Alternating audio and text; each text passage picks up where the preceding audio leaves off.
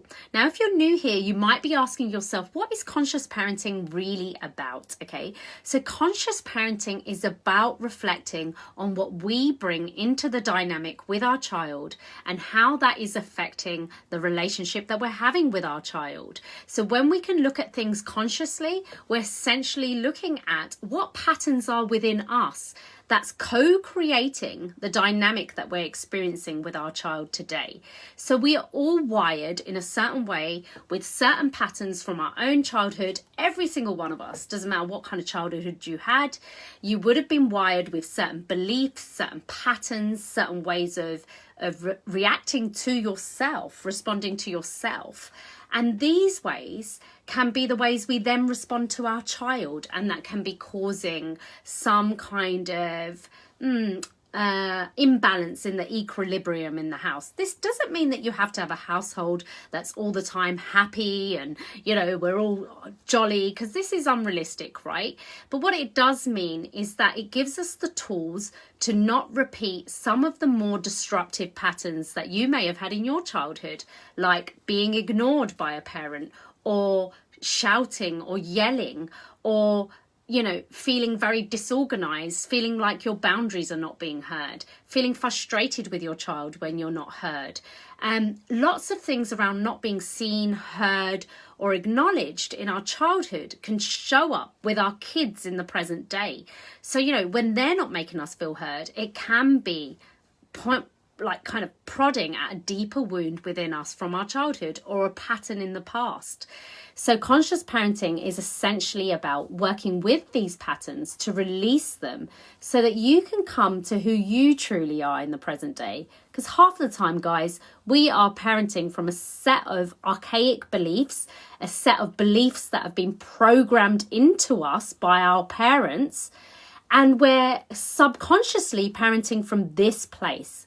And this can create a disconnect between you and your child, or you and your partner, because we're parenting or having relationships from a set of beliefs that are not really in alignment with what we really think in our conscious adult selves, right? What we really think about who we really are today. Now, the thing is, a lot of us don't really know who we are because we just parent from our conditioning, right? How we've been programmed to parent by culture, by society, by our parents, by, you know, expectations, by all the shoulds that we should parent this way or should parent that way. And when we're doing this, it can create a disconnect. And there's so much information out there right now about what you should be doing. And conscious parenting is about parenting from your true self and what's really in alignment with you, versus what one says you should do, or what culture says you should do, or what, you know, all of those childhood experience gave you the idea about what you should be or how you should behave or act, right? You get to parent from your true self. Now, what is your true self? Well, it's love, it's compassion, it's understanding, and it's not a sense of harshness on yourself or self-blame, right? So a lot of us parent from a place of guilt, of blame, and essentially this comes from how we have been programmed to treat ourselves in our childhood, right? So some of us might be showing up as feeling guilty with our kids when we make a mistake, or feeling to blame.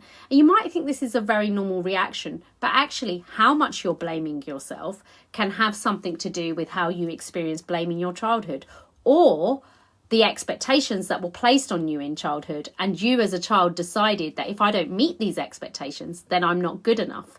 So we're not feeling good enough as a parent, essentially. That is usually indicating that there's something within you that doesn't feel good enough, that has its roots in your childhood, right? There's something within you that didn't feel good enough in childhood that is now making you not feel like a good enough parent, right? So when we can go back to these wounds and really heal what didn't make us feel good enough in childhood, and essentially we release our parents from being our parents, right? We release our parents we're grown up now, we're adults, right? But sometimes we're still looking to our parents to be the parent that they should have been to us, right? Anyone can relate to this. I know there's lots of people that have joined the group recently that have trauma, that have had disconnecting experiences with their parents. And even if you haven't, you may still have been affected by belief systems and conditioning in your childhood that's making you show up as a certain way with your child today that doesn't seem to be flowing with your child. Like you finding yourself coming up with your kid not listening to you, or you're finding that you're responding to resistance with more resistance yourself, or with frustration, or with anger, right? These are all signs that you haven't integrated into your true self, who you are today, that is free of the conditioning from the past, how you were parented, or what issues you went through with your parents, because they show up. Everything is a pattern, right? Everything is a pattern. So if you had a certain pattern in childhood, we could be replaying that pattern in some way. And I was just speaking to a client a moment ago, and essentially this falls into 3 different ways, okay? And I wanted to share this with you because I felt so passionate about it today. If we've had issues in our childhood, with childhood trauma, and as I say, I know there's lots of people that have joined recently have got this, so I'm speaking to you guys. We can do one of 3 things. We can either repeat the same pattern. So if we were yelled at in our own childhood, we will subconsciously repeat these patterns unless we kind of go back to the root wound and change that pattern, right? Unless we identify what is the exact pattern that I'm repeating and really bring our awareness to this. And this is impossible to do without support usually, because somebody has to see the pattern for you. You're in the pattern, so you can't see it, right? And this is why patterns subconsciously repeat with our kids, dysfunctional patterns, which cause yelling, shouting, or it might just be that it causes that your kid isn't listening, or it might just be a bit of a disconnection between you and your child. Whatever it is, this will subconsciously repeat until you, 1, identify the pattern. 2, you start to take steps to break that pattern, and you commit to that. You say, I am going to break this pattern, and this is the first step I'm going to do to break this pattern. And again, working with someone like myself can help you to do that, to identify the pattern and break it, right? And when you do that, you will then be a game changer for your whole family. You'll be basically, as I just said to a client a moment ago, you'll be on the warpath of breaking generational patterns, right? So that this trauma doesn't continue. And it will subconsciously continue unless we have broken that pattern. So as I said, this can show up in a few ways. So it could be, 1, you either repeat the pattern directly, you find yourself doing the same things as your parent did, maybe in a different way. You're not exactly like them, but you may find some repetition. 2, you might find that you're actually trying to treat your child completely different to how you were parented yourself. And if you're on, say hi, by the way. And if you've just popped on, I'm Sharne. I'm your host in this conscious parenting community. Please say hi. If you're watching on the replay, #replay. If you have any questions as I'm talking, just let me know. So do say hi below, or drop a little heart to let me know you're here. And as I was saying, so 1, you can either repeat the pattern. 2, you can try to treat your children completely different to how you were treated, in such a way that you're over the top trying to treat them different to how you were treated, but you're not recognizing that they're not you. So in trying to treat them so different, like, really overreacting to things maybe that, that they're going through, trying to protect them from things so they don't go through what you went through. Do it. Hi Adelia, nice to see you on. Like trying to protect them from that is actually projecting. By doing that, you're projecting that they are you and what you went through onto them, when really they are their own unique being in their own unique right, and they're not you. So either way, when we're trying to treat our kids really different to what we were treated, we're just thinking about ourselves and how we were treated versus who the child really is, the unique nature of the child. And this will happen automatically unless you release your projections and your wounds. So we will automatically say, oh, well, I really don't want my child to, I don't know, do X, Y, Z, because when I did that as a kid, I felt a lot of pressure. Well, that's you. That's not your kid. So we're not really seeing the child for who they are when we do that. We say, I don't really want, like, I think there was something with my son where I felt when I was a kid, I didn't get to be very independent with my artwork or something like that. And I was sort of remember saying something about the nurse, the place that he was in, the nursery, the preschool, and I was like, oh, I wonder if they're letting him be independent enough. And I feel like, they're too prescriptive with their activities, for example. And really, this was just coming from how much I was controlled as a kid and how prescriptive everything was for me, right? So I was projecting that onto him, saying, oh, that must be happening to him too. And getting myself in a fuss, like I had to speak to the nursery about it or something. And then I realised, hold on, this is my own anxiety. So this is how easily we can project our own anxiety and our own anxiousness onto the child situation. A week later, they're totally doing like free play art stuff, and it was all in my head. You see, so this is an example of how we can take our own wounding, like, oh, well, I got an environment in the past that was too prescriptive. I don't want him to go through that. So this is a prime example of how we can use our own experiences to interpret our child's experiences when the child is their unique being in themselves and they're not us. So this is why conscious parenting is about raising an autonomous child, a unique child, seeing the child for who they really are, versus in the shadow of what we've been through, or versus the projection of the patterns that the unhealthy patterns from how we were parented onto our child. And this, like I said, it doesn't have to be trauma or shouting or yelling. It can even be perfection. Like, did you have a perfectionist parent? What kind of beliefs were installed in you about what makes a good person? And do you have anxiety if your child isn't meeting these prescriptors of what makes a good, successful child?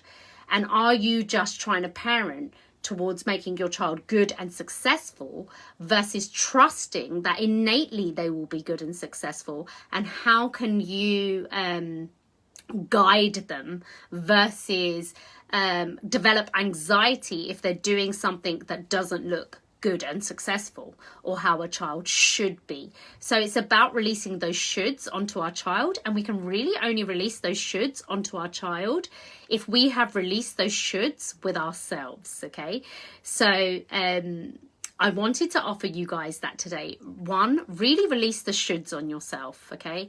2, recognize, are you treating your child for the unique being that they actually are and the autonomous being that they actually are? Or are they in the shadow of some of your subconscious conditioning from your past, right? And 3, recognize which one of those are you. Are you the parent that is repeating patterns from your past, like yelling and things like that?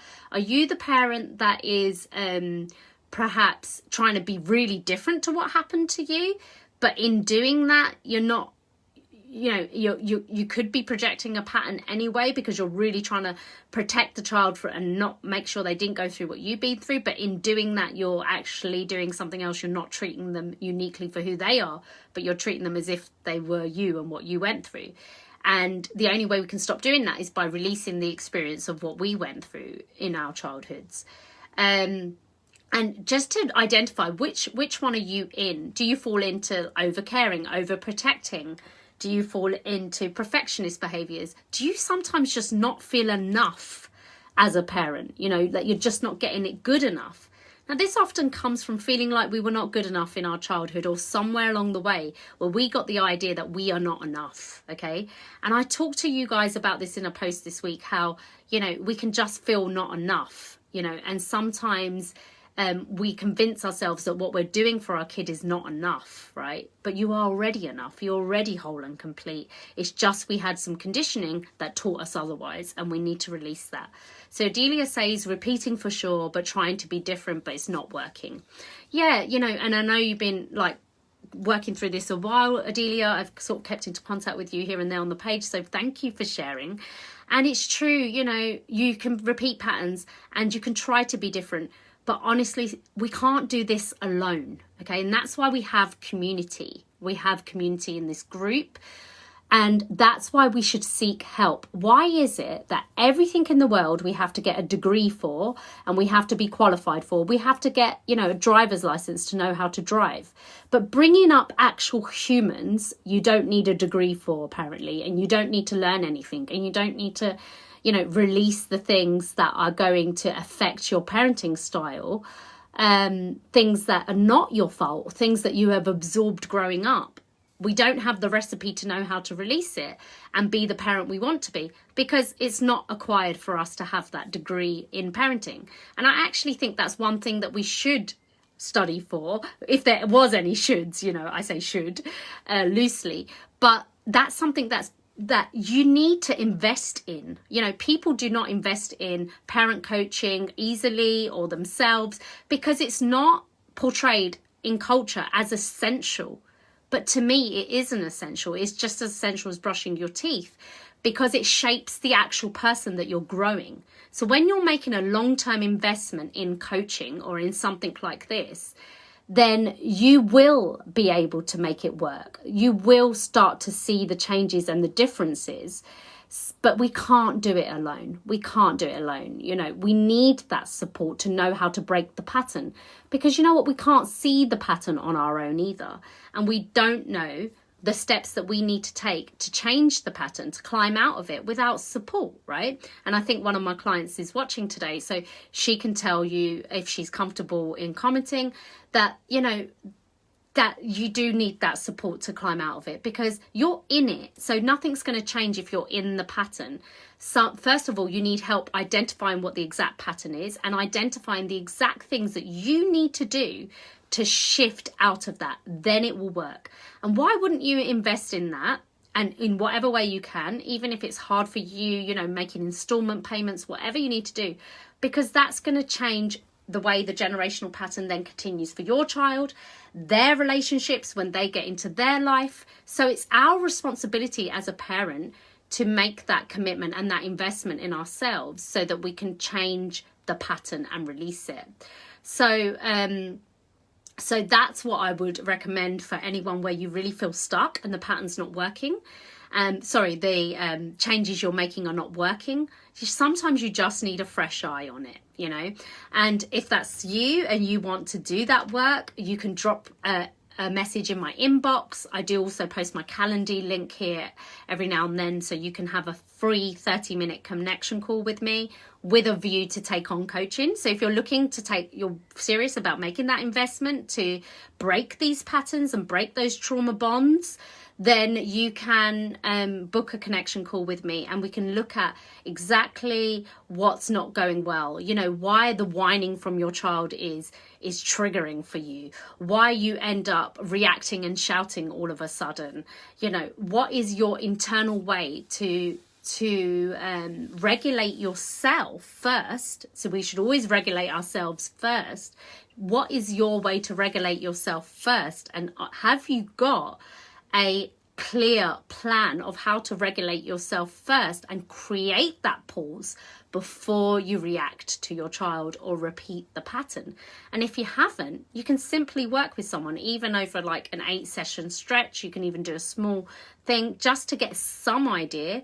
I mean, deeper patterns, sometimes you might need to work longer on, but just to really break some of these patterns and make a shift in your family, you can get that plan of how to create a pause and self-regulate, and then you will see the changes. So if you want to do that, I do offer free 30-minute connection calls to discuss what that might look like for you. And if you want to make that investment, I will drop the link. But today, guys, is Support Sunday, which for those of you that are not in a position to do that right now, or just still finding out what this group's about, still looking at what conscious parenting is about, I recommend that you read Dr. Shefali's The Awakened Family.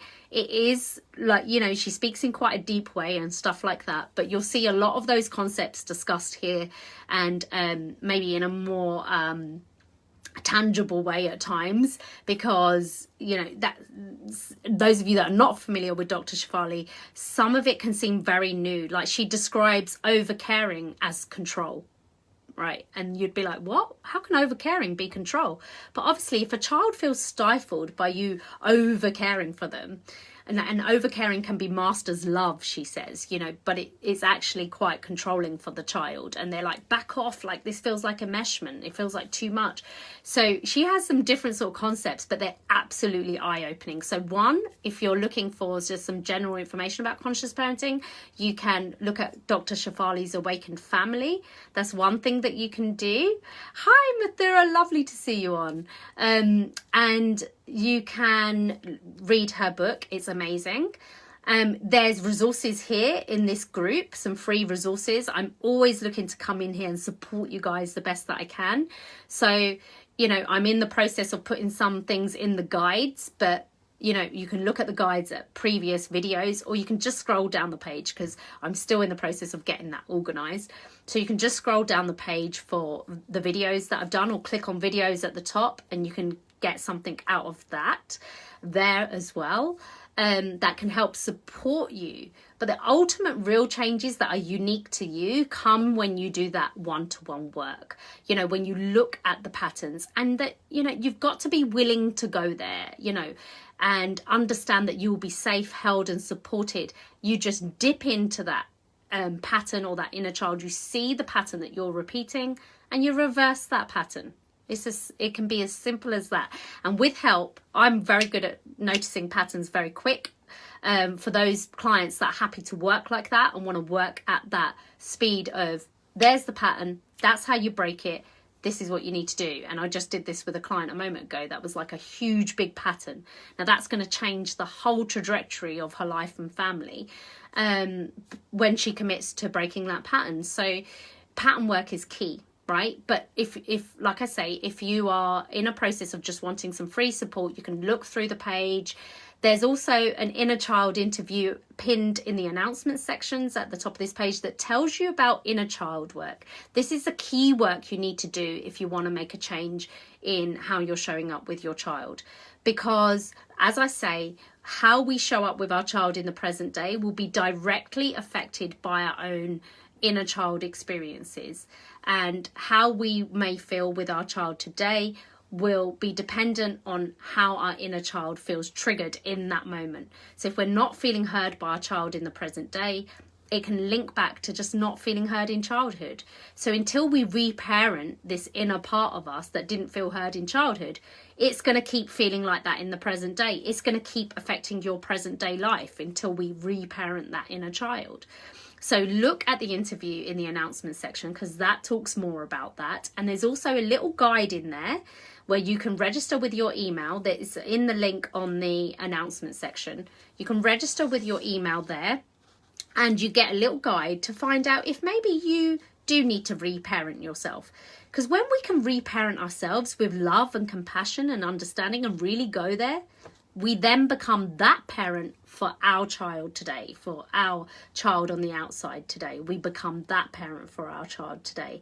So we need to feel that internally first before we can manifest that outwardly. Okay, guys? So check that out, and you get a little guide that helps you to connect with your inner child. And, you know, if you've had a traumatic childhood, some people are scared. They're like, oh, but I don't want to go back there, and that means it's all going to happen again. No, no, no. When you are held and supported in an environment with a coach, they go at your own pace.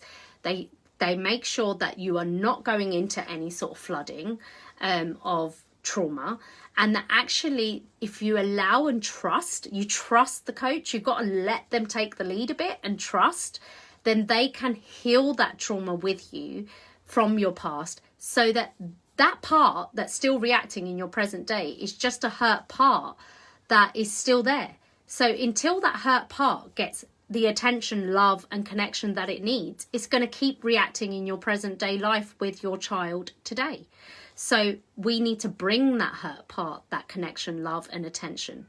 But if there's another part of you that's too scared to even allow that in, then you're not going to create the healing that you need. So we are taught to be very scared of dealing with our feelings and showing up for ourselves. But feelings don't have to be that scary. When we learn how to emotionally connect with ourselves, we then get something called emotional resilience, and then we can help our kids to know how to not be scared of their own emotions and have resilience too, right? So it all just then channels outwardly. So it's a beautiful journey, the conscious parenting journey. If you're new to it, welcome. I'm Sharne, your host. If you've just popped on,